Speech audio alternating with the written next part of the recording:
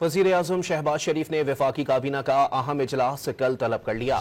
अख़वान तालिबान, फितनतुल हिंदुस्तान और फितनतुल ख्वारिज की इश्तियाल अंगेज़ी का मामला ज़ेर गौर आएगा।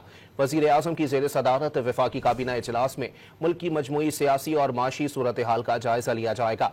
वज़ीर-ए-आज़म अपने मिस्र के दौरे से काबीना अरकान को आगाह करेंगे। गजा आमन सरबराही इजलास के दौरान पाकिस्तान को एक अहम मकाम हासिल रहा। इसके अलावा कानून साजी से मुताल्लिक काबीना कमेटी के फैसले भी तौसीक के लिए पेश किए जाएंगे। वज़ीर-ए-आज़म शहबाज शरीफ ने वफाकी काबीना का अहम इजलास कल तलब कर लिया। अख़वान तालिबान, फितनतुल हिंदुस्तान और फितनतुल ख्वारिज की इश्तियाल अंगेज़ी का मामला ज़ेर गौर आएगा। वज़ीर-ए-आज़म की ज़ेर सदारत वफाकी काबीना इजलास में मुल्क की मजमूई सियासी और माशी सूरत हाल का जायज़ा लिया जाएगा। वज़ीर-ए-आज़म अपने मिस्र के दौरे से काबीना अरकान को आगाह करेंगे।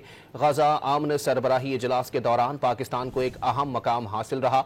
इसके अलावा कानून साजी से मुताल्लिक काबीना कमेटी के फैसले भी तौसीक के लिए पेश किए जाएंगे।